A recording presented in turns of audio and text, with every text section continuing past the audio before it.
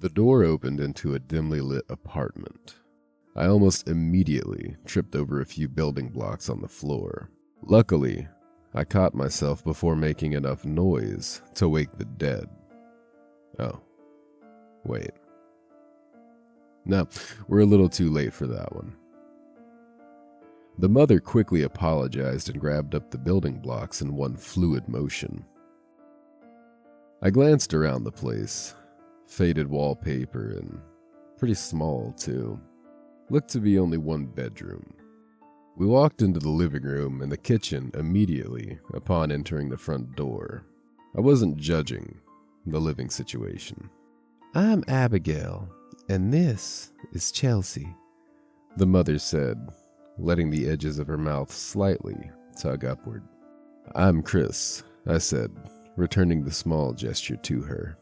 I sat down on the chair in the kitchen and glanced out the window down into the streets. Nothing immediately nearby was on fire. Not yet, anyway. The apartment was cozy. I don't really know another word for it. Small, cluttered, lived in. There were family pictures on the walls. Chelsea missing her 2 front teeth in one.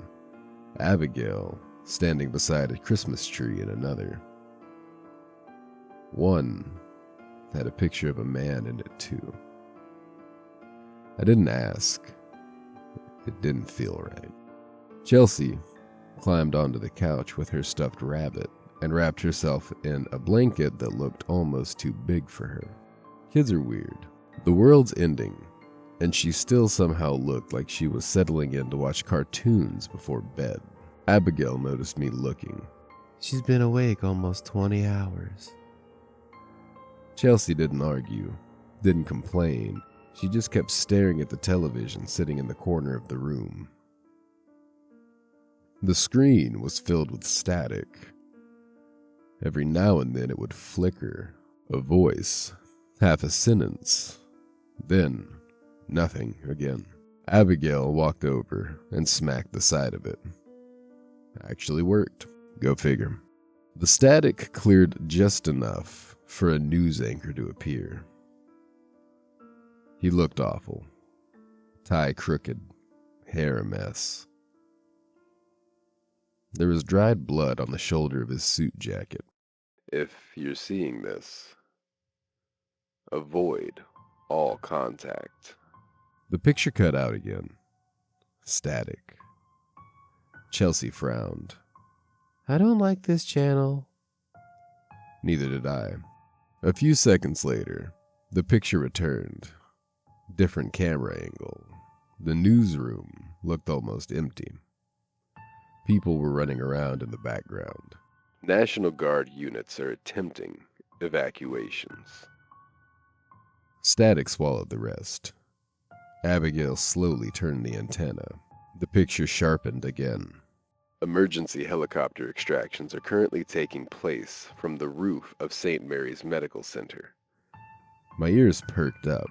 The anchor continued. If you are within walking distance, proceed immediately. Rooftop only. The screen flickered violently. Repeat. St. Mary's Medical Center. Gone again. Static. She looked back at me. "I know where that is," she said quietly. So do I. It couldn't have been more than a few blocks away. Maybe 6, 7 if you counted detours. For the first time since leaving my house, I felt something I'd almost forgotten. Hope. A helicopter meant people. People meant the government hadn't completely collapsed. People meant maybe this was over. Abigail walked over to the window. We didn't leave immediately. We spent another 10 or 15 minutes getting ready. She packed another backpack. Mostly things for Chelsea. Juice boxes, crackers, extra clothes. Kids apparently require an incredible amount of supplies just to exist. I grabbed another bottle of water from my backpack while Abigail searched the apartment one last time. She stopped in front of one photograph, the one with the man. She stared at it for several seconds before quietly taking it off the wall. She slipped it into her backpack without saying a word.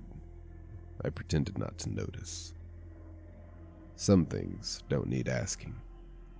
Eventually, we made our way into the hallway. The apartment building remained eerily quiet. Too quiet. Every apartment door we passed was shut. Some had scratches across them. Some didn't. One door stood slightly open. Nobody volunteered to look inside. We reached the stairwell. Abigail cracked the exit door open and immediately closed it again. "What?"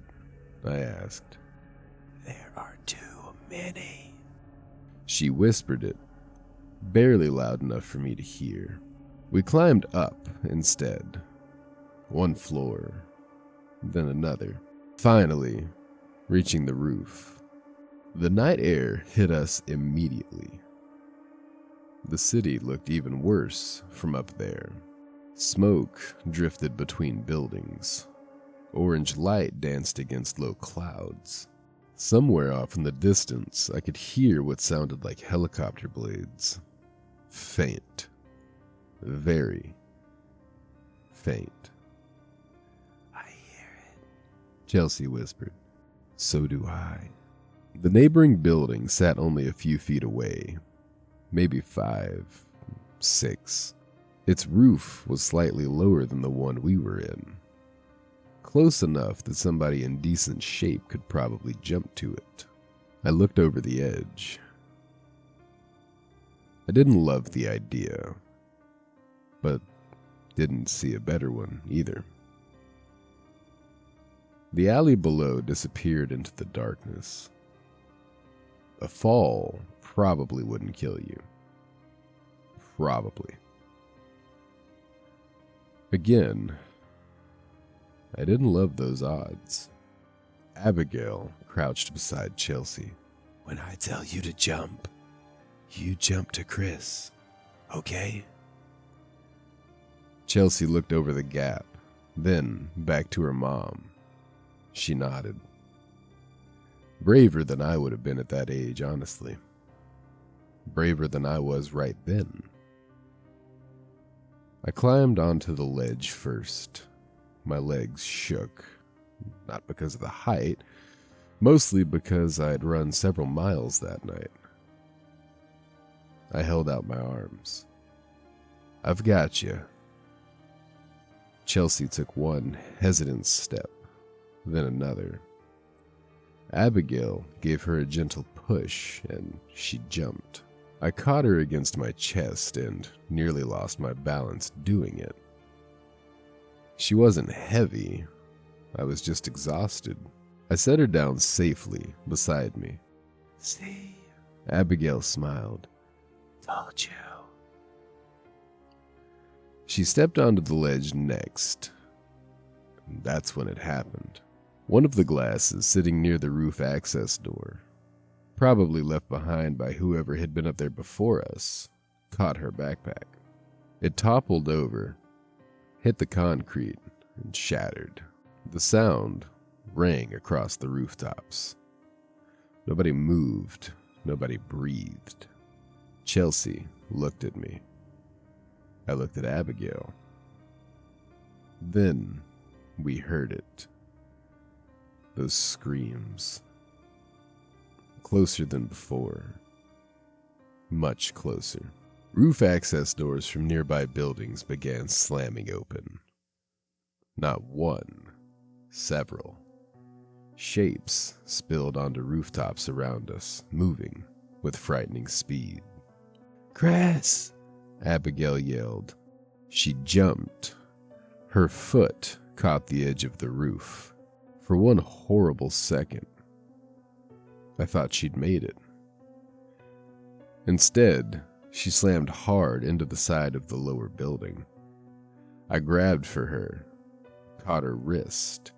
She cried out as her other hand desperately searched for something to hold on to. I've got you. I pulled. She tried climbing. Then I saw them. 3 of those things burst onto the roof she'd just left. They were almost on top of us. Abigail saw them too. Our eyes met. She looked past me toward Chelsea. Then, back at me. Her expression changed. She stopped trying to climb. I pulled harder. Come on! She shook her head. Before I could protest, she pried my fingers loose. She made the choice for me. She dropped, not far, just onto the roof below, hard enough to knock the wind out of herself. The things reached her almost instantly. I threw my arm around Chelsea and turned her toward me before she could see. She buried her face into my jacket. I held her there. She started crying. Quietly at first, then harder. I didn't look back. I couldn't, because Abigail had just given her daughter the only chance she had left. And there wasn't a damn thing I could do except make sure it wasn't wasted.